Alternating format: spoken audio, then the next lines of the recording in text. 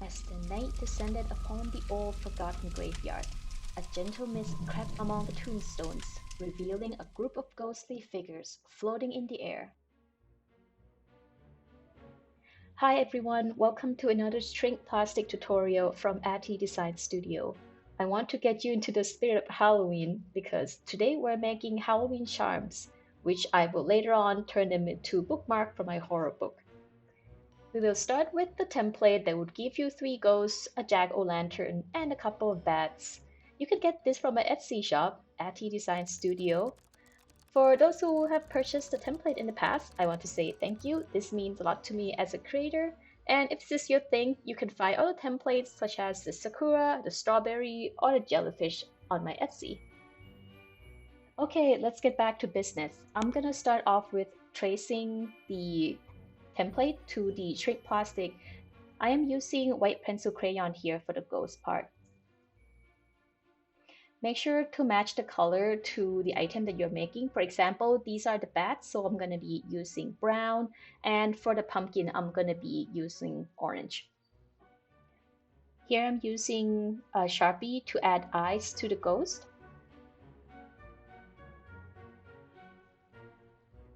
These are different parts of the jack-o'-lantern. The bigger flower is actually the bottom of the pumpkin, and the smaller flower looking pattern is actually the top where I will be adding eyes.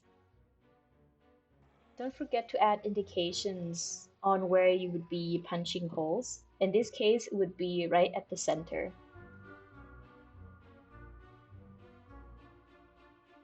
Now to add some color, I use white chalk pastel to add colors to the ghost.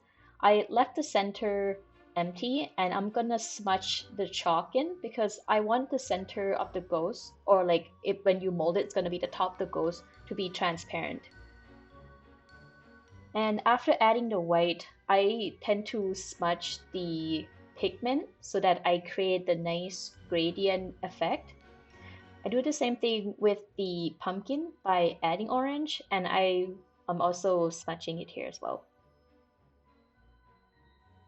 After you're done with the coloring, remove it from the template. And now we're going to be cutting these pieces out. The rule of thumb is to cut out in a large shape first and then trim each shape after. It's going to make it much easier. Okay, now we run into a problem because my hole puncher cannot reach the center of this ghost. So I would have to use a craft knife to, in a way, drill the hole. First, I start with using the tip of the knife and I am essentially drilling it.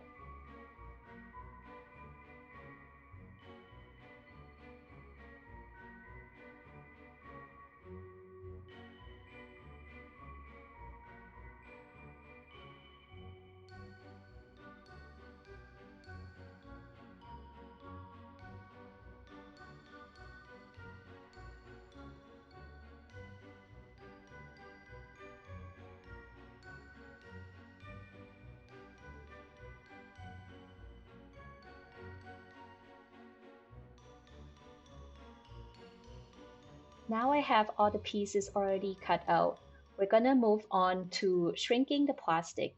I recommend wearing gloves for this operation because it requires some shaping and handling hot plastic.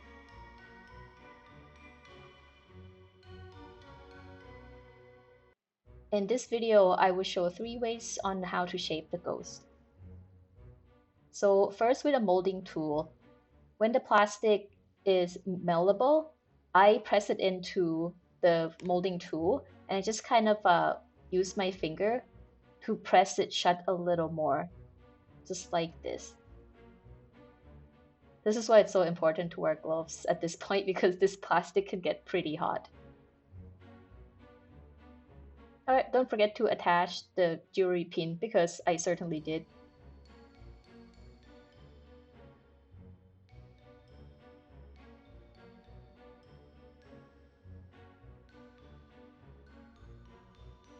So if you don't have the molding tool, the second way you could use a glass bead to form the ghost shape. Find a sponge and press a bead down. You can use a sponge to wrap it around the plastic, the hot plastic too. And there you are. The thing about shrink plastic is if you're not happy with how it shapes, you could reheat it and you could shape it again. I think I want to fix him a little bit, so I'm gonna apply some heat just around the edge. And I'm just gonna use my hand to press him in a little bit to create our cup shape.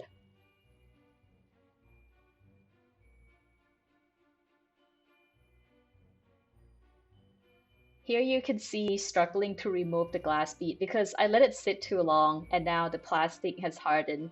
So I have to wrestle with it a little bit. But it worked at the end. And lastly, if you don't have any glass beads or you don't have any molder or a shaping tool, just use your finger and press the end of the plastic together. Almost like pinching all the corners together.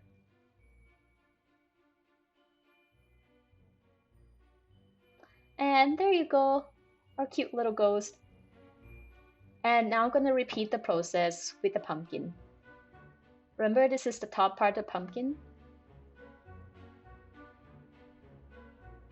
I'm going to use the glass bead to shape it.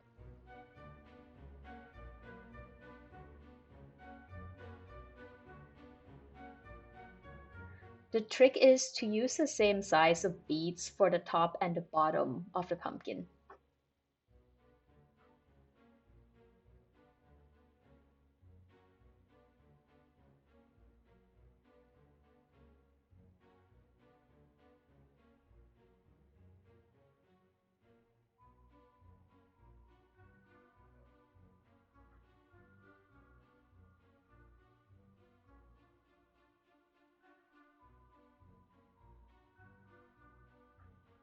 You could assemble them just like this, but this one might require you to glue the top and the bottom. Here's the pumpkin leaf. But my favorite way to assemble the pumpkin is to actually have the bead in between.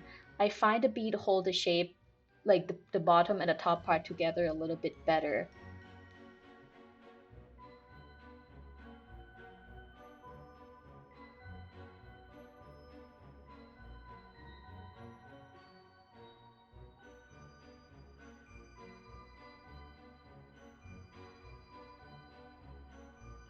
Now is the part I'm not very good at. I have to make a hoop so that I can attach a jump ring to it.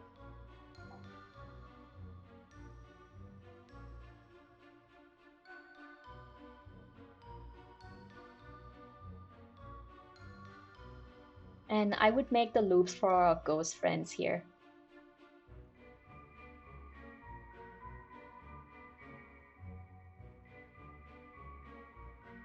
And here we are. The spirits of Halloween. This step is optional. You can use a coating spray to lock the pigment in. I didn't use it this time. And here we have the Halloween charm.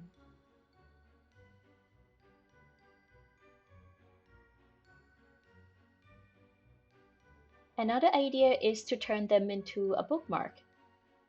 I might make some of these for my trick-or-treater. I think they will love this little ghost.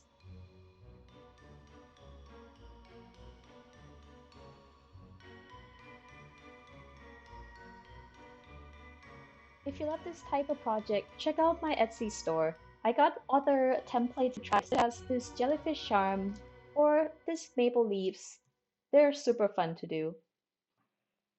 And that's all for today. Thanks for the watch and happy Halloween, everyone.